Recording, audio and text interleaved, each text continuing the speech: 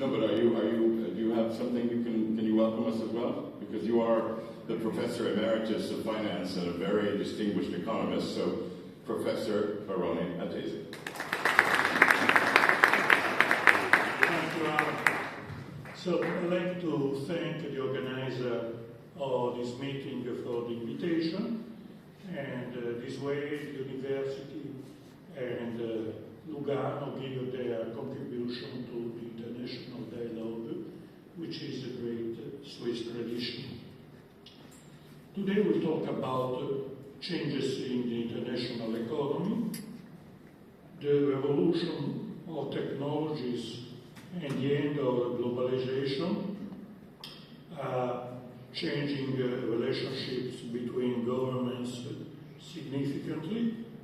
There are new barriers and shocks, and of course we have to take economic decisions under increasing uncertainty. This is an excellent occasion to expose our students to these important themes. I hope that the dialogue will be useful to everybody. Thanks, and have a nice day. Grazie, thank you very much. All right, so we're going to begin with what we call American Corner. And we have two parts to American Corner. We're going to watch a salute, a message, an interview with Congresswoman Deborah Ross of North Carolina, who sits on the House Judiciary Committee and is a leading Democrat.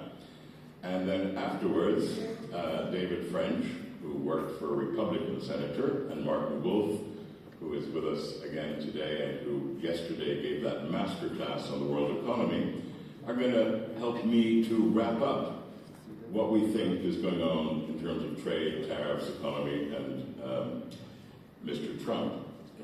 I will mention probably 5 times this morning that Mr. Trump announced last night that he would plan to lower the tariffs on Switzerland. So there's food for thought. We're going to begin with Congresswoman Ross. Remember, this is a Democrat, so she's not in favor of Trump, but her comments on Ukraine, on tariffs, and on other subjects I think will interest you, and then we'll have the other side because the Lugano Global Forum wants to be balanced. If I could ask the regia to turn down the lights and turn on the video, se potete mandare il video gentilmente, sarei grato. Ladies and gentlemen, we are very pleased to welcome Congresswoman Deborah Ross of the United States House of Representatives. She represents North Carolina's 2nd District of the United States House of Reps, serves on the Judiciary Committee. She has a long-standing focus on constitutional issues, democratic institutions, technology innovation, and global competitiveness. And I know that she's had close relations with European ambassadors, trying to explain America to Europeans in the last few months. Before Congress, she worked in civil rights, ran the ACLU, and so she has a great understanding of what's going on in America and how things are changing. Congresswoman, thank you for joining us. Oh, it's my pleasure to be with you. Wish I could be there in person. Thank you. Next year. Next year. Congresswoman, let me start with the U.S. elections of last Tuesday, November 4th. Europe follows the American elections very closely, and everybody's talking about Mamdani, less so about what happened elsewhere in New Jersey and Virginia and California. But what should European observers take away from these elections?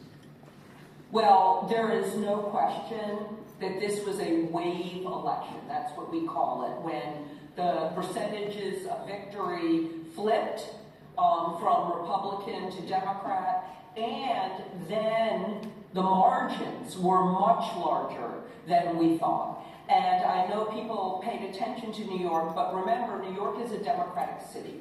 So New York is really a picture of some of the struggles within the Democratic Party. The question really is, what is going on between the parties and with the growing number of unaffiliated voters.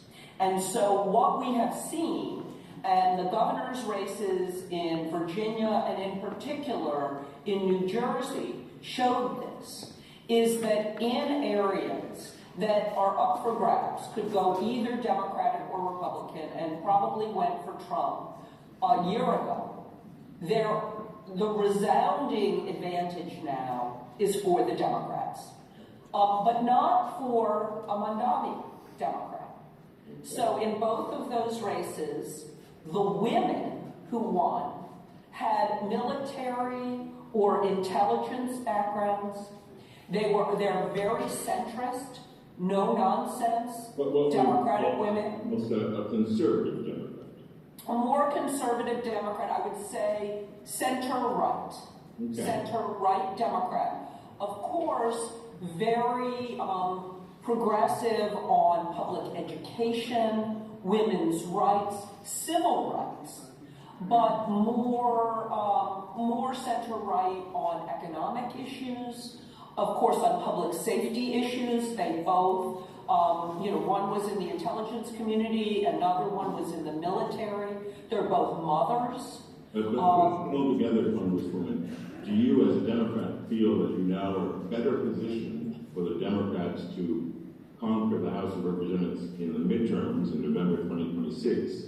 And do you think that the redrawing of districts by the Republicans and the Democrats now will be a factor next year?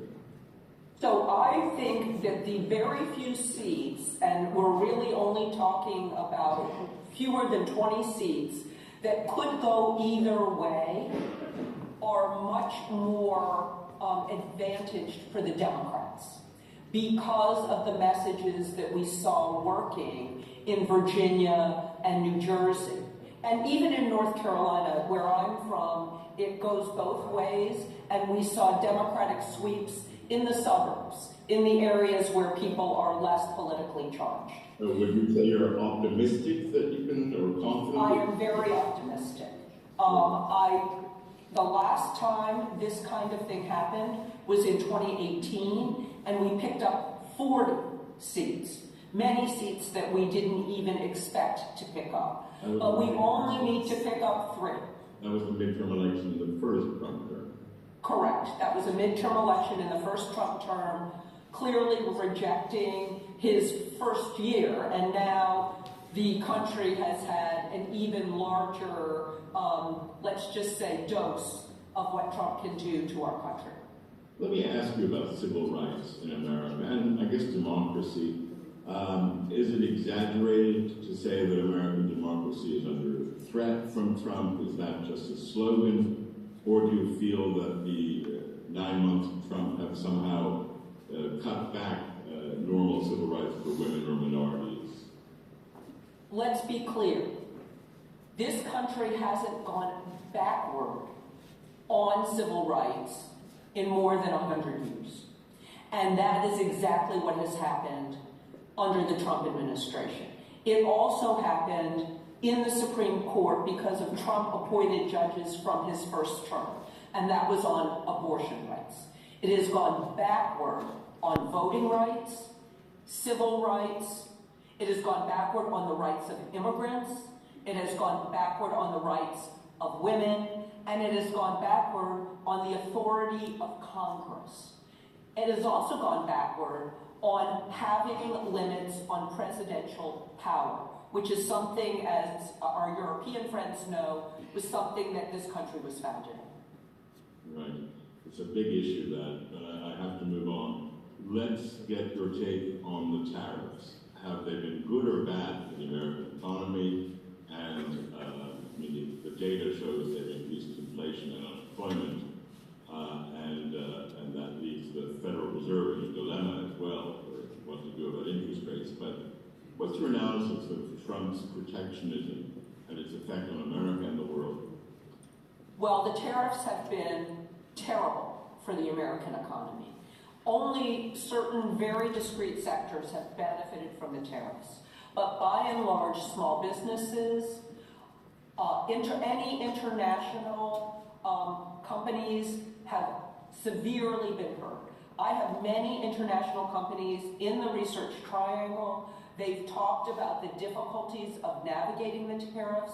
They've decided, because of the tariffs, that they may not invest as much in the United States.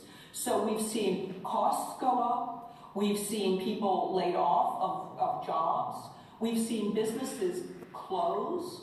And this is one of the few areas where there are Democrats and Republicans asking the U.S. Supreme Court to rein in Trump's actions. And they're clearly illegal actions. We just had that argument before the Supreme Court this week, and it appears that both the conservative and the liberal justices are very skeptical of Trump's authority in this area. So here's the real question. What happens if the Supreme Court, in a month or two or three, when it gives its ruling, in a few weeks probably, between now and Christmas, we assume, when it gives its ruling, what happens if it declares the tariffs illegal? What does the White House do then? What does Congress do then? Well, Congress is the only body that can enact tariffs. So Congress reclaims authority. And as a matter of fact, Congress has been voting against certain of these tariffs. I'm sure that many of the people at this conference have seen that. But then the Trump administration loses its leverage and must rescind many of the tariffs. Now, if there has been an agreement, the question is whether or not the countries that have agreed to certain tariffs want to reopen that situation, or whether they just want to leave things as they are. Just to be clear, the European Union agreed to a tariff of 15%. If the Supreme Court says that's not legal, although Trump can probably, in some sectors like auto, declare a national security emergency under Section 232 of the Commerce Act, but that takes months. But effectively, Europe would say, we're not agreeing to the 15% anymore, and they would be legal. And Switzerland, which was tariffed 39%, go away, or Trump keeps them? What happens to a country like Switzerland? Well, I think it really depends on how Switzerland responds. And so the tariff becomes illegal, unenforceable. And then the question is, do some of the people who have agreed to tariffs say, well, we will do this kind of negotiation again in the way that we used to do it? And so it will be chaotic, but I do believe it will settle out in the right way. And I will tell you about Switzerland. I have a Swiss company that recently came to my district, and I don't know if they would have come had they had that kind of tariff when they made that decision in the first place. Are you allowed to disclose their name? Well, it's a drug manufacturer. Is it like Hoffman La Roche or Novartis? Well, why don't we just move on from there? We can all Google it. Okay, so Swiss investment in your district in North Carolina is possible. Yes. Ukraine, it looks like Trump is wavering his support for Zelensky. It's hot and cold. He won't send tomahawks. He's saying the Europeans have to pay for everything. Is this war in Ukraine going to end? Is there anything Trump can do that will end it, in your opinion? Does he want to end it? Or does he just want to do business with Putin? I believe that Trump wants the war to end because he wants to be considered a peacemaker. But I don't think he knows how to end the war. One thing that has been very heartening and I think very positive is that the Europeans have taken a lot more responsibility for their mutual defense. I've been meeting with many of the ambassadors throughout the war in Ukraine. I was co-chair of a study committee on Europe, and I'm very heartened that Europe has done what it's done. But we all know that the United States is the strongest member of NATO. And the United States should and can help in this endeavor. And I think Trump wants to have it both ways. He wants to be a peacemaker, but he does not want to anger Putin. And he respects Putin in a certain sense, except when Putin publicly embarrasses him. And when Putin embarrasses him, that's the best opportunity for the Europeans to win him over. I think Zelensky has tried to work this situation, but Trump does not want to commit troops, more personnel in a situation where he doesn't feel like he has full control. Let me get straight to the point. If